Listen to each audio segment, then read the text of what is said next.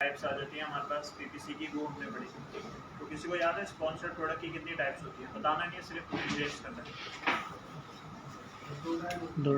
नहीं बताना नहीं है, सिर्फ हैंड रेस करना है। मैं पूछूंगा, आप बताएं यार भाई।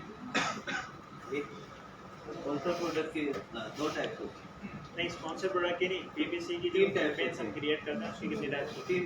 3 टाइप्स होती हैं। कौन कौन सी होती हैं? नाम से मुझे याद नहीं है, लेकिन एक तो किसी को नाम याद है?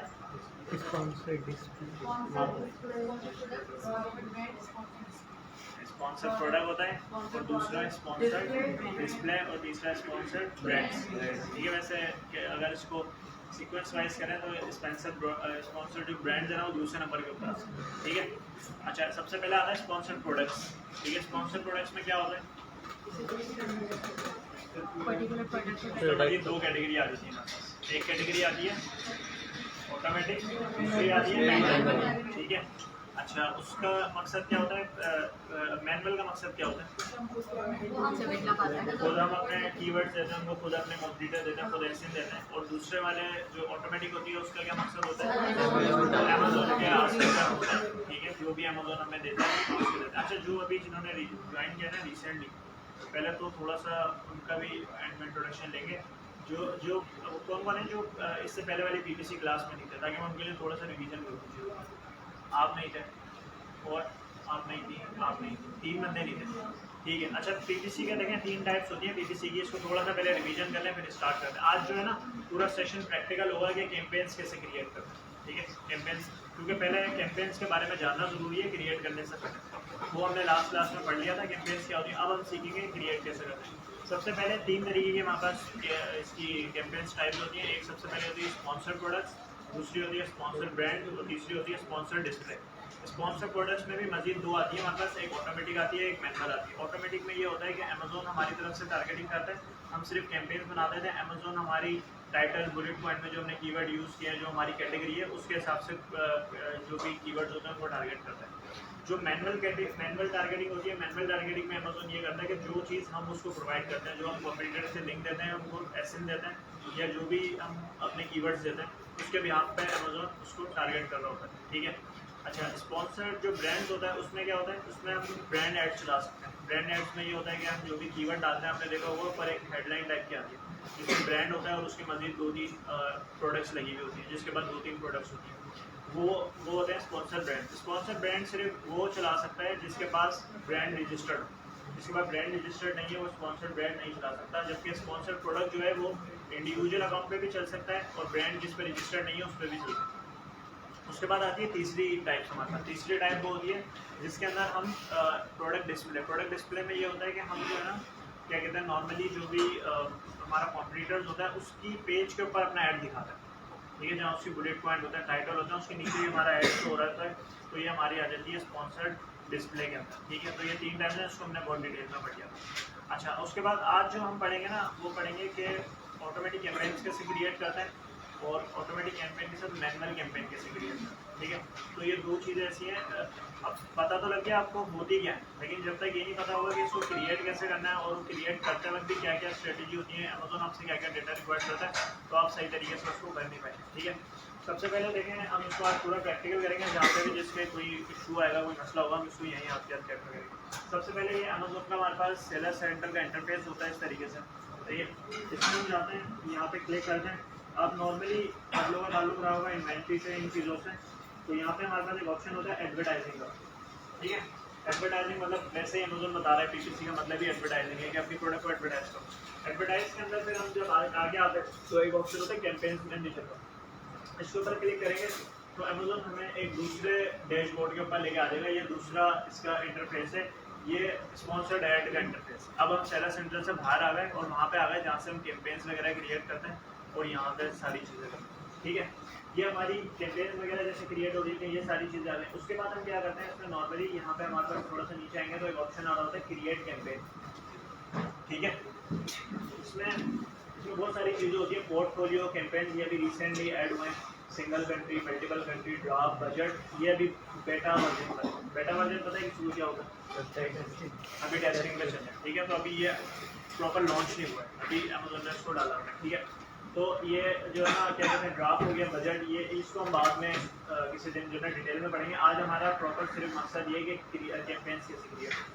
सबसे पहले हम आएंगे यहाँ पे क्रिएट कैंपेन्स के ऊपर क्लिक करेंगे। ये चीज़ें लगती बहुत ज़्यादा टेक्निकल है, ठीक है। एक दफ़ा इसको समझ लो और एक दफ़ा इसका प्रैक्टिकल कर लो, उसके बाद आप बोलोगे ये कोई चीज़ ही नहीं, ठीक है। नॉर्मली जितने भी न्यूबीज़ हैं मैंने ज़्यादातर देखा पीपीसी में सब कंफ्यूज होते हैं, किसी को भी नहीं पता होता या पीपीसी में अभी तो इसकी आगे टर्मिनोलॉजीज है, सीटीआर क्या होता है, कन्वर्जन क्या होती है, टेकोस क्या होती है, सीटीए क्या होता है, ठीक है, क्या कहते हैं टेकोस क्या होती है, और सीपीए क्या होता है, मैक्सिमम सीपीए क्या होता है, बहुत सारी आगे टर्मिनोलॉजी है, उसको भी हम इंशाल्लाह पढ़ेंगे। लेकिन उससे पहले आपको बेसिक चीज़ें आनी चाहिए। बेसिक चीज़ें जब हो जाएंगी इसके बाद हम ऑप्टिमाइजेशन की तरफ जाएंगे, फिर मैं आपको सारी चीज़ें वन बाय वन क्लियर करूँगा, ठीक है।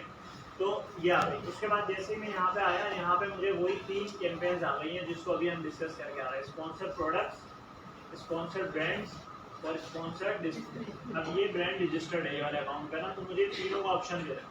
अदरवाइज अगर मेरा ब्रांड रजिस्टर्ड नहीं होगा तो यहाँ पे भी कंटिन्यू नहीं आएगा, यहाँ पे भी नहीं आएगा, ये दोनों मुझे नहीं दिखाएगा। अभी मुझे सिर्फ ये दिखाएगा अगर मेरा ब्रांड रजिस्टर्ड नहीं होगा, लेकिन अभी मेरा ब्रांड रजिस्टर्ड है तो मुझे तीनों दिखा रहा है। लेकिन हम क्या करेंगे, यहाँ पे कौन सी बनाएंगे, स्पॉन्सर्ड प्रोडक्ट,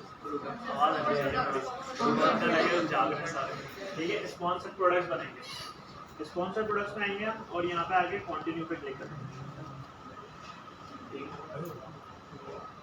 क्लिक करके उसके बाद ये पूछ रहा है सबसे पहले ऐड ग्रुप। ऐड ग्रुप क्या होता है, बेसिकली हम एक कैंपेन्स के अंदर ना डिफरेंट ऐड ग्रुप बना सकते हैं। अभी हम एक कैंपेन बनाना सीख रहे हैं, ठीक है। एक कैंपेन जिसका थोड़ा डिजिटल मार्केटिंग से थोड़ा सा रहा हो, कैंपेन्स ये होती है जिसमें हम डिफरेंट कीवर्ड्स को डिफरेंट स्ट्रेटजी से अपनी एडवर्टाइजिंग करते हैं, ठीक है।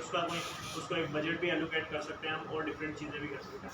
तो हर कैंपेन्स, जितनी भी कैंपेन्स होती हैं उसके अंदर ऐड ग्रुप भी होते हैं, मल्टीपल ऐड ग्रुप्स आप बना सकते हैं। लेकिन रिकमेंडेड ये होता है कि एक कैंपेन के अंदर एक ऐड ग्रुप बनाएं, और अगर आप मैनुअल टारगेटिंग कर रहे हैं तो एक कैंपेन के अंदर मैक्सिमम 4 से 6 कीवर्ड के दरमियान कीवर्ड्स को टारगेट करें, इससे ज़्यादा कीवर्ड्स को टारगेट ना करें।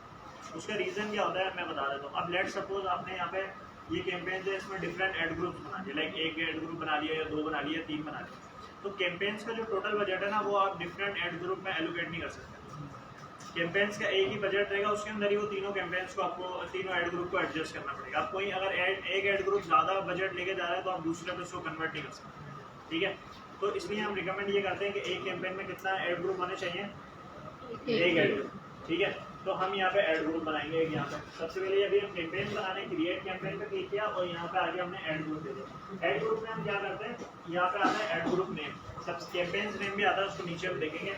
ऐड ग्रुप में हम कोई भी नाम दे देते हैं यहाँ पे, जिस भी प्रोडक्ट का बना रहे हैं। लेट सपोज सबसे पहले हम बना रहे हैं ऑटोमेटिक, और हमारी प्रोडक्ट है लाइक डॉगलिश, ठीक है, डॉगलिश, और मैंने इसको यहाँ दे दिया आगे ऑटोमेटिक, ठीक है। ये मेरे ऐड ग्रुप का नाम है। ऐड ग्रुप का नाम आने के बाद अब यहाँ पे मुझे दिखा रहा है नीचे, ये मैंने नाम दे दिया यहाँ पे। उसके बाद नीचे मुझे बता रहा है प्रोडक्ट्स, ये कह रहा है ये सारी प्रोडक्ट्स जो है ना आपके अकाउंट पे लिस्ट है। आप बताएं आप किस प्रोडक्ट के ऊपर अपना जो है ना ऐड चलाना चाहते हैं, ठीक है।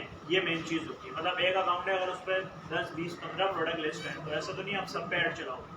आप वो पूछ रहे हैं आपसे कौन सी ऐसी प्रोडक्ट है जिसके ऊपर आप ये कैंपेन्स किस प्रोडक्ट के लिए क्रिएट करें, तो यहाँ पे वो प्रोडक्ट सिलेक्ट करना हमारे लिए, ठीक है। तो लेट सपोज ये मेरी प्रोडक्ट है और मैंने इसको सिलेक्ट कर लिया, ऐड कर दिया, ठीक है, यहाँ पर ऐड। उसके बाद नीचे आएंगे, अब आ जाता है यहाँ पर टारगेटिंग, ठीक है। कैंपेन्स में नीचे डायरेक्ट टारगेटिंग में पूछ रहा है ऑटोमेटिक टारगेटिंग करोगे या मैनुअल टारगेटिंग करोगे, ठीक है। तो हम अभी सबसे पहले ऑटोमेटिक बनाएंगे, ठीक है। वो देखें अभी मैं लॉन्चिंग प्लान या डिस्कस नहीं कर रहा, उसको हम डिटेल में पढ़ेंगे इंशाल्लाह। वो मैं आपको समझाऊंगा कि जब प्रोडक्ट को लॉन्च करते हैं उसका प्लान कैसे बनाना है, कि ये प्रोडक्ट को लॉन्च करना है, स्टार्टिंग में हम क्या स्ट्रेटेजी रखेंगे, प्राइसिंग हमारी क्या होगी, कैंपेन्स कौन सी स्टार्टिंग में क्रिएट करेंगे। यही मैंने आपको टास्क भी दिया था पोर्टफोलियो के लिए जो पीएल वाले हैं, ठीक है, कि आप लोग अपना पोर्टफोलियो बनाए, उसमें लॉन्चिंग प्लान लाजमी लिखें, क्योंकि लॉन्चिंग प्लान ना ये बहुत ज़्यादा मैटर करता है। जब भी आप किसी भी प्रोडक्ट को लॉन्च करते हो ना, अगर आपका लॉन्चिंग प्लान ज़बरदस्त, यानी कि स्टार्टिंग में आपको एक टाइम देता है जिसको हम कहते हैं हनीमून पीरियड, जो कि आपको बहुत ज़्यादा मतलब उसको बूस्ट करता है। उस टाइम पे अगर आपने अच्छी स्ट्रेटजीज लगा ली और अपनी प्रोडक्ट को अच्छे तरीके से रैंक करवा लिया, इसका मतलब आप मार्केट में ज़्यादा स्टेबल करोगे। लेकिन अगर आपने वो जो शुरू का टाइम है, ये टाइम ना हर जगह होता है, कोई भी प्लेटफॉर्म उठा लो, फाइवर पे उठा लो ना, तो फाइवर पे भी एक नया सेलर आता है ना, तो फाइवर भी उसको बूस्ट देता है। क्यों? क्योंकि हर जो भी प्लेटफॉर्म है वो नए बंदे को वेलकम करता है, ठीक है, क्योंकि बिजनेस फ्रेंडली प्लेटफॉर्म है।